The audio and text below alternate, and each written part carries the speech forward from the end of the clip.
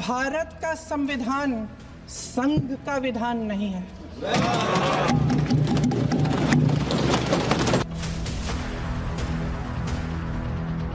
मैं इस सदन को याद दिलाना चाहती हूं कि ऐसा डर का माहौल देश में अंग्रेजों के राज में था। ये देश कायरों के हाथों में ज्यादा देर तक कभी नहीं रहा। ये देश उठेगा, ये देश लड़ेगा, सत्य मांगेगा। पक्ष और प्रतिपक्ष संसद में मुखर है। बात इतनी है कि कोई पुल बना है। संविधान की 75 वर्ष की यात्रा पर लोकसभा की चर्चा शुरू हुई तो दुष्यंत कुमार के ये शब्द हूबहू सच का आईना बन बैठे। और इससे बड़ा संयोग क्या होगा कि संविधान की आत्मा किसने जिंदा रखी है।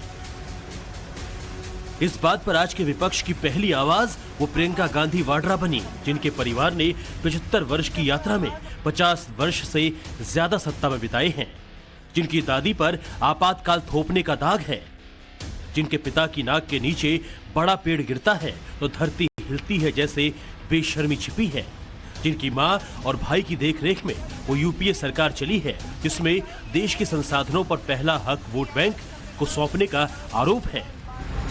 लेकिन एक और गांधी के तौर पर पहली बार संसद में बोलने आई प्रियंका गांधी का ये फर्स्ट डे फर्स्ट शो ये साबित करने की पुरजोर कोशिशों में बीता कि आज संविधान को मारा जा रहा है। जहां भाईचारा और अपनापन होता था, जहां हमारे संविधान ने एकता का सुरक्षा कवच दिया था, वहां शक और घृणा के बीज बोए जा रहे हैं। एकता का सुरक्षा कवच तोड़ा जा रहा है। प्रधानमंत्री जी यहां सदन में संविधान की किताब को यूं माथे से लगाते हैं, लेकिन संभल में, हाथरस में, मणिपुर में जब न्याय की गुहार आती है, उठती है, तो उनके माथे पे शिकन तक नहीं आता। प्रियंका के शब्द पहने थे, प्रियंका के शब्दों में तीखापन था। प्रियंका नरेंद्र मोदी को कटघरे में खड़ा करने की पूरी तैयारी के साथ संसद में डटी थी। एक कहानी होती थी, अध्यक्ष महोदय, शायद बचपन में आपने भी सुनी होगी। राजा भेष बदलकर बाजार में आलोचना सुनने जाता था। ये सुनने जाता था कि प्रजा मेरे बारे में क्या कह रही है, मैं सही रास्ते पे चल रहा हूं कि नहीं। लेकिन आज का राजा, भेष तो बदलते हैं आज के राजा, शौक तो है उनको भेष बदलने का, लेकिन न जनता के बीच जाने की हिम्मत है और ना आलोचना सुनने की। पूरी देश की जनता जानती है कि इनका, हंसती है, जानती है कि इनके यहाँ तो वॉशिंग मशीन है।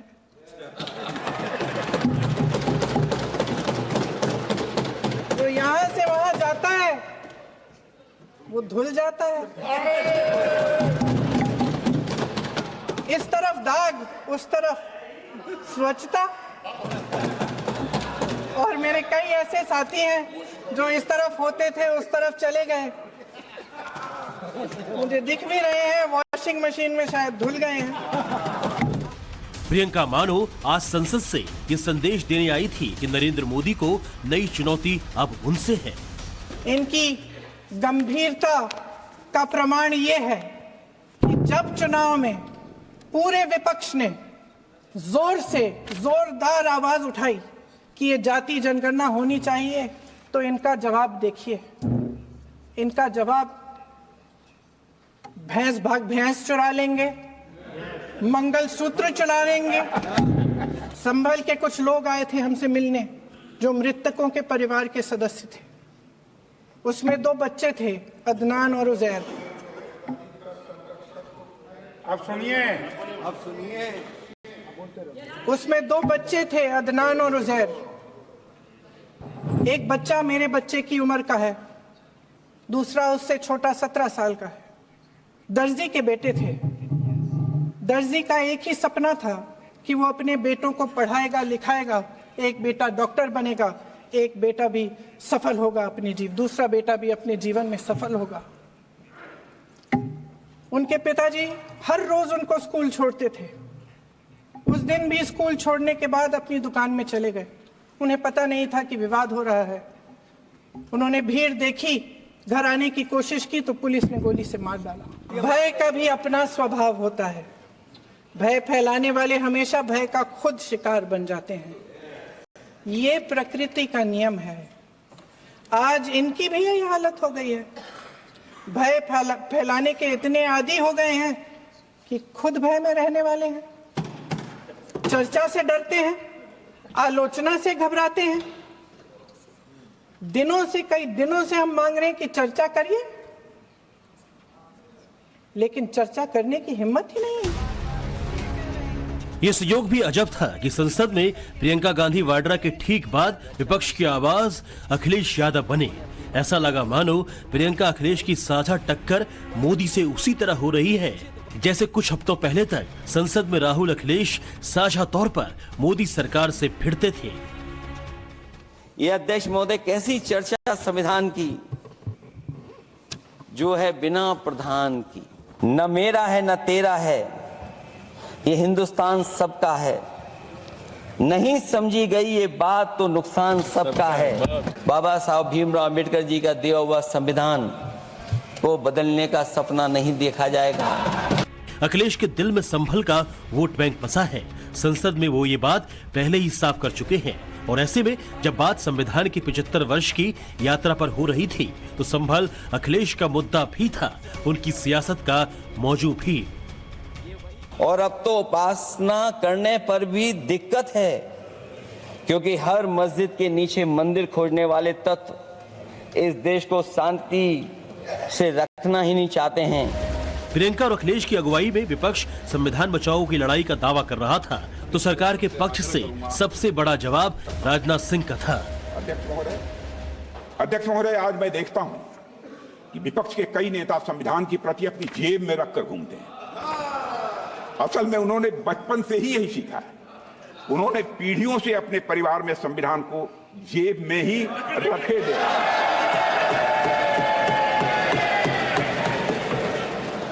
लेकिन अध्यक्ष महोदय, भारतीय जनता पार्टी संविधान को सिर माथे पर लगाती है। हमारा कमिटमेंट संविधान के प्रति पूरी तरह से साफ है। हमने कभी भी किसी इंस्टीट्यूशन की इंडिपेंडेंस और ऑटोनॉमी के साथ खिलवाड़ नहीं किया है। एक भी कोई ऐसी मिसाल नहीं मिली। इधर लोकसभा जेरे बहस थी कि संविधान की बुनियाद किसने मजबूत की या किसने कमजोर किया, तो उधर संविधान की दुहाई दे रहा विपक्ष राज्यसभा में सभापति जगदीप धनखड़ को पक्षपाती बताने के अपने नैरेटिव को मजबूत करता दिखा। किसान का बेटा हूं, कमजोरी नहीं दिखाऊंगा, देश के लिए मर जाऊंगा, मिट जाऊंगा। कि किसान का बेटा यहाँ क्यों बैठा है, मैं आंखों से देख रहा हूँ, पीड़ा महसूस कर रहा हूँ। मैं किसान मजदूर का बेटा हूं। मैं तुमसे भी ज्यादा हमारे लिए छड़ते हैं, इतना आपसे भी ज्यादा सहना। संविधान, संवैधानिक मर्यादाएं, बीते 2-3 वर्ष से ये शब्द राजनीति के केंद्र में सिर्फ और सिर्फ नरेंद्र मोदी से राजनीतिक लड़ाई के नाम पर है। नरेंद्र मोदी का अपना विजन है, अपना मिशन है। लोकसभा में संविधान के 75 साल पर शुरू हुई चर्चा के दौरान वो प्रयागराज महाकुंभ की तैयारियों को परख रहे थे, लेकिन विपक्ष के पाले से आ रहे एक एक सवाल का जवाब देने वो लोकसभा में शनिवार को आएंगे। संविधान के 75 साल पर लोकसभा के बाद राज्यसभा में भी चर्चा होगी। देश को इंतजार रहेगा कि संसद के दोनों सदनों में मंथन से संविधान के सम्मान का अमृत क्या निकला, संविधान के अपमान का विष किसके हिस्से का है। फिलहाल तो संसद की बहस में अपने फर्स्ट शो में प्रियंका कहां तक खरी उतरी, कांग्रेस की पूरी चिंता इसी बात पर टिकी थी। Wonderful speech. Better than my maiden speech. Let's put it like that. So Priyanka ji ma'am. Excellent. Excellent speech, very good. All the facts she put before the government and how the constitution is misusing. We are very happy about her performance. Priyanka के performance से कांग्रेस नेतृत्व खुश है, लेकिन बात इतनी है कि संविधान की यात्रा को वो आगे क्या मोड़ देंगी। कोई नई रवायत शुरू करेंगी या फिर उनकी राजनीति में भी वही होगा जैसे दुष्यंत ने कहा था, पक्ष और प्रतिपक्ष संसद में मुखर है। बात इतनी है कि कोई पुल बना है। ब्यूरो रिपोर्ट, टाइम्स नाउ, नव भारत।